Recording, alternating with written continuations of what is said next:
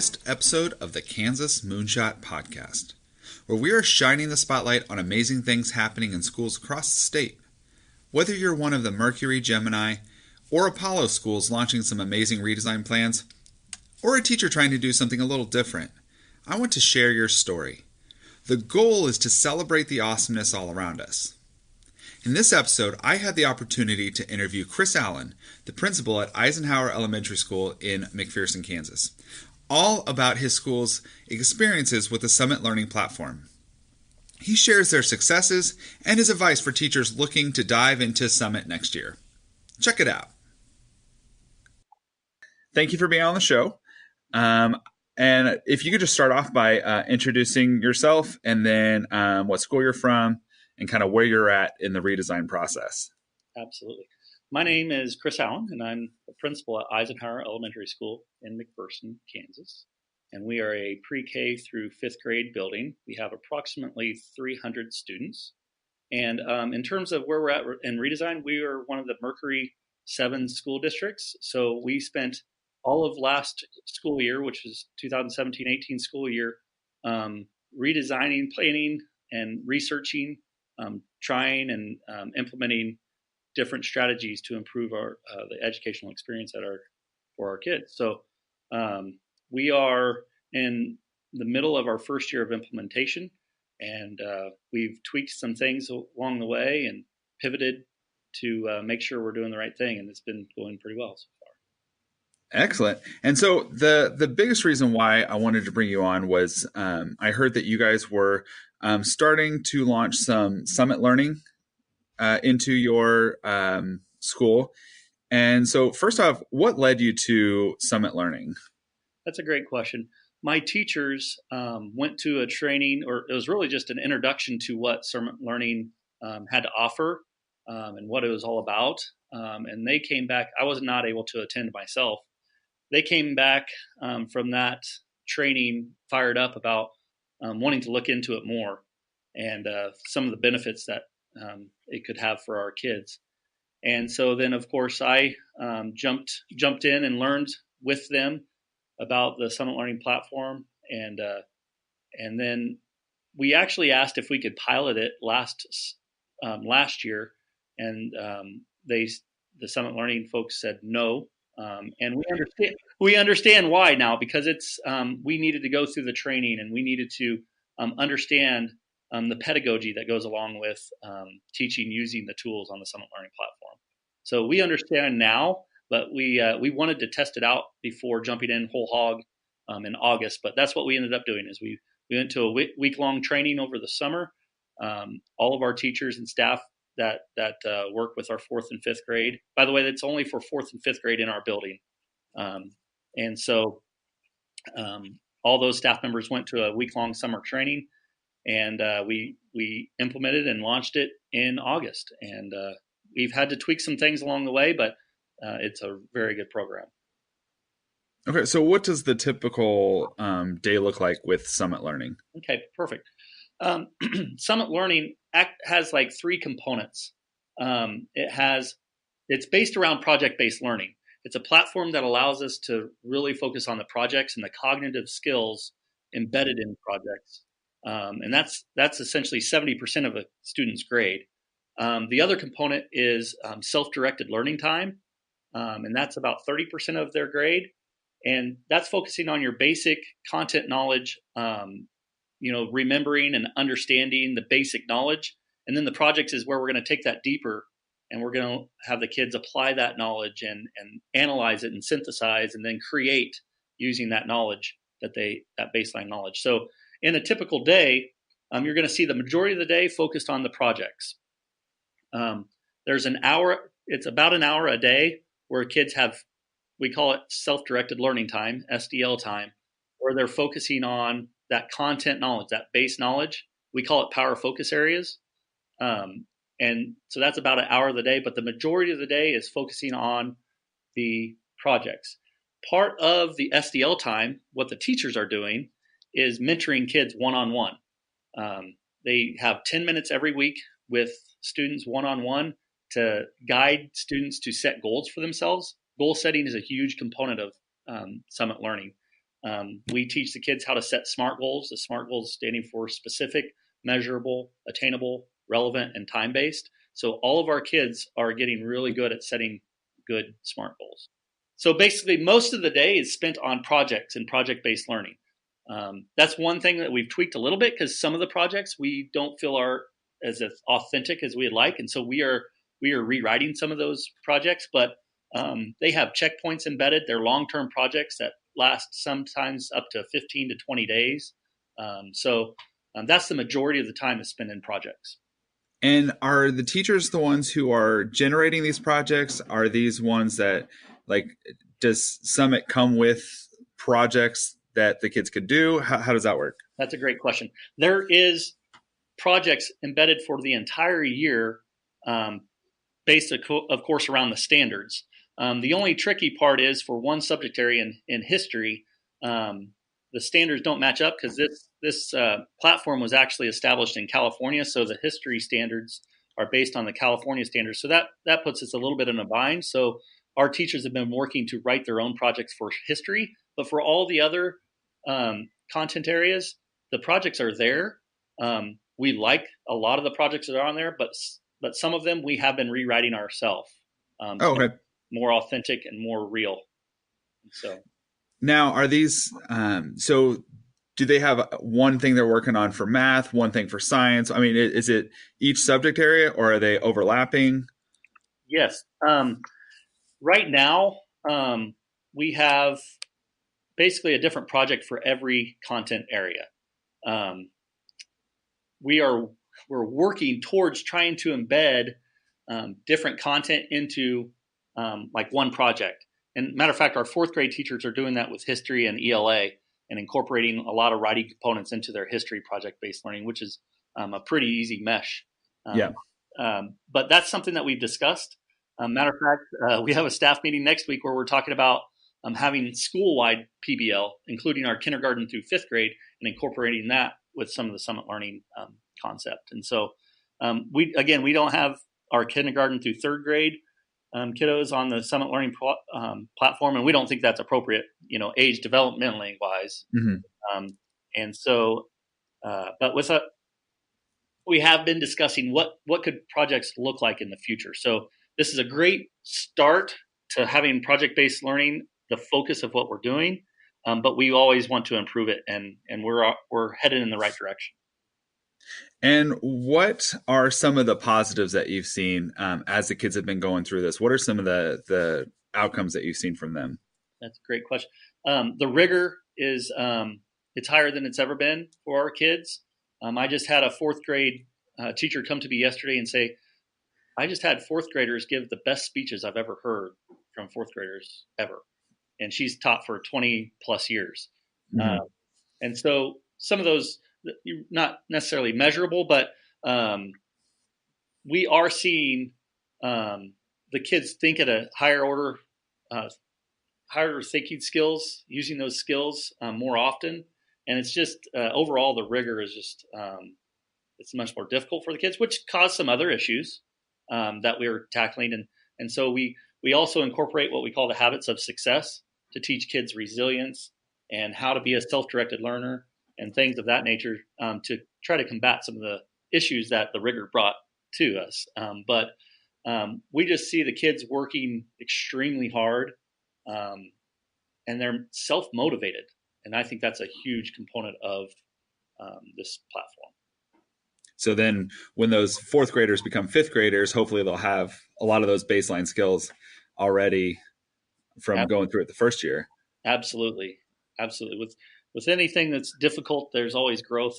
And we're excited to see, how our fourth graders do next year with fifth grade being the second year. And then our fifth graders will transition to our middle school, who's also using the Summit Learning platform. So we're excited to see the future.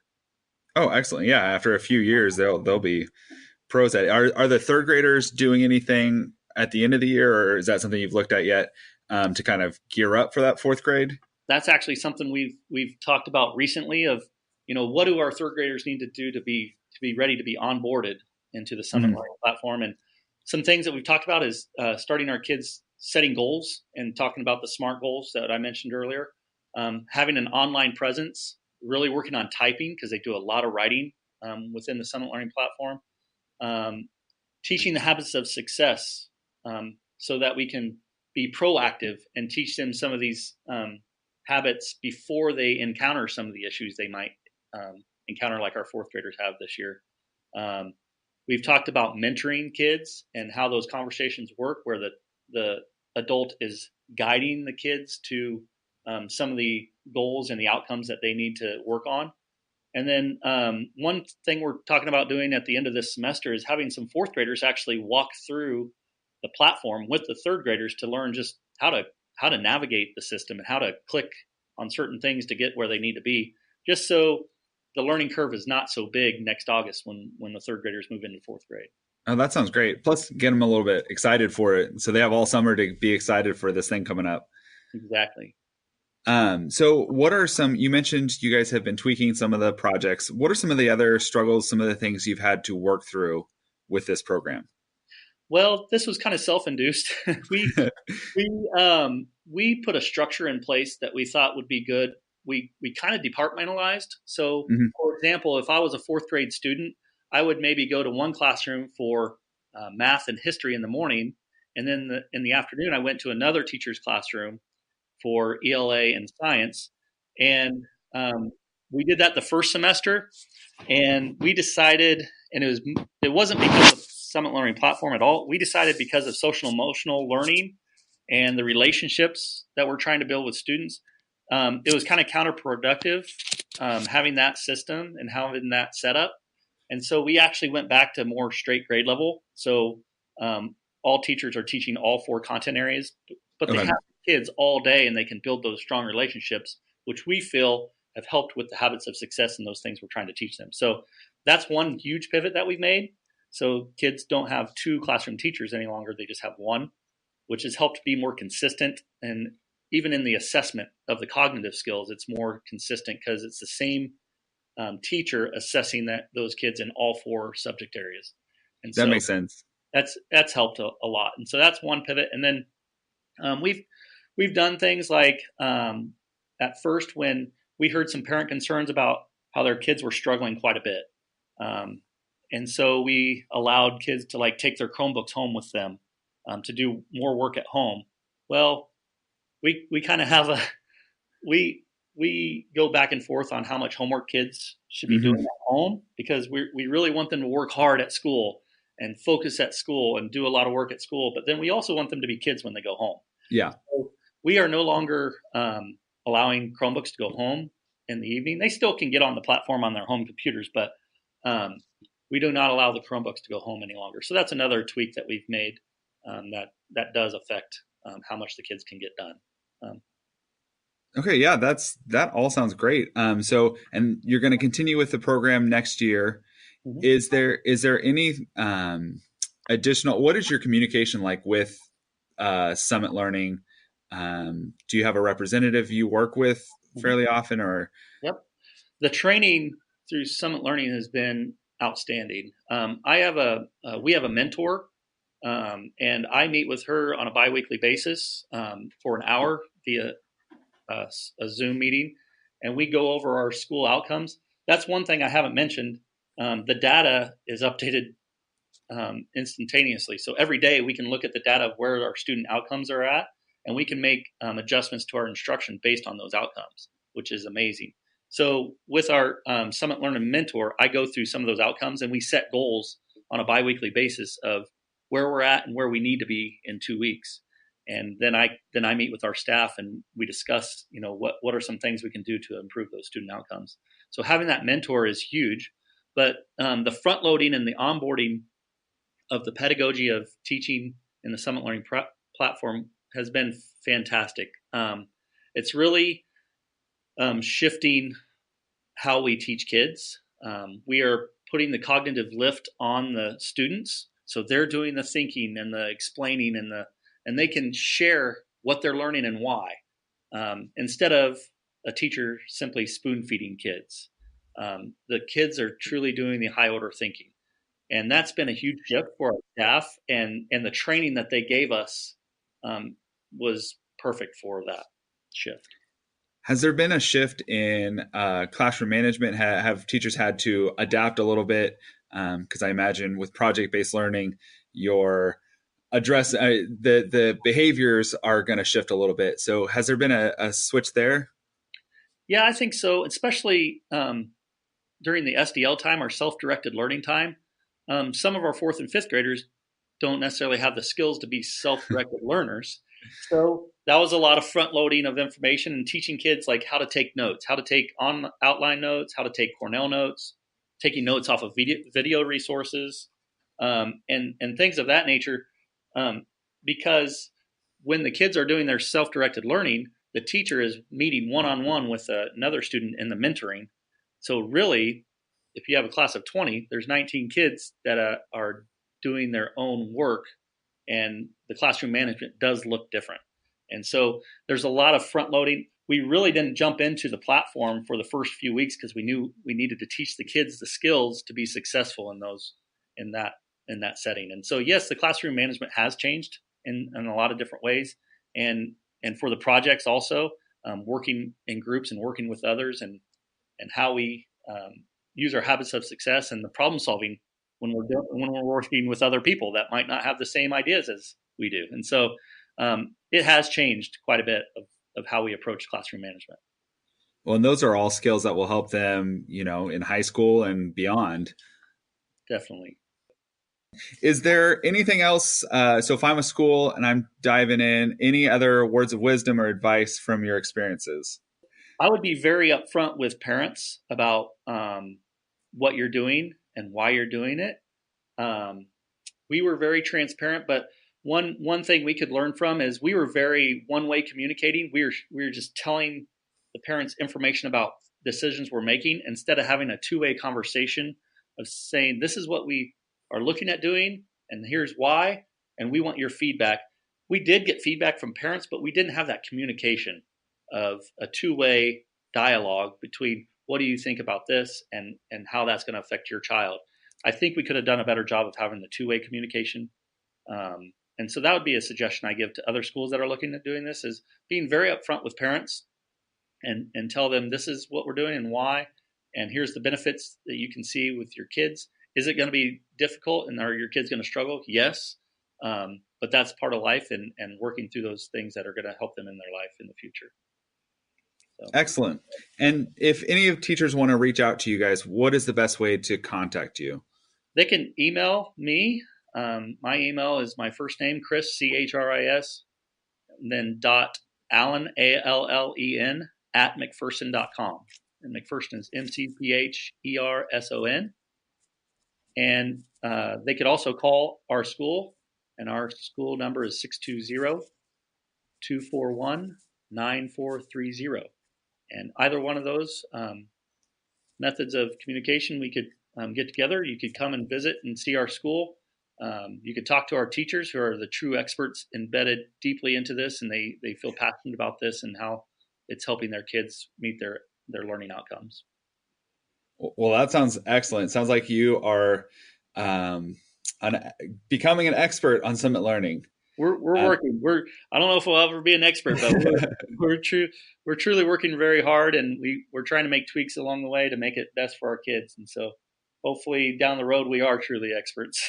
Well, and thank you for being the paving the way for this, because I know there are a lot of schools that they're watching those schools who are piloting this just to see what's it all about. Let's let them go try it out first, and then we'll follow along once we see them do it. So you're pioneering it for all of us. Well, thank you. It's been fun. Sometimes a struggle, but it's, whenever there's struggle or conflict, there's always an opportunity to learn. So we're learning through some aches and pains, but ultimately it's what's best for kids in our eyes, and so that's why we're doing it. Absolutely. All right. Well, thank you for being on the show. That is it for this episode. So Thank you very much. Thank you, Josh. That's it for this episode. Next week, I have an interview with Tescott Schools, also about their experiences with Summit Learning. So don't miss it. For more information about this episode, check out my website, mrstockrocks.com. If you know someone doing something awesome in their classroom, let me know about it. I'd love to have them on the show. You can email me at teachlikeaninja@gmail.com or follow me on Twitter at teachlikeaninja.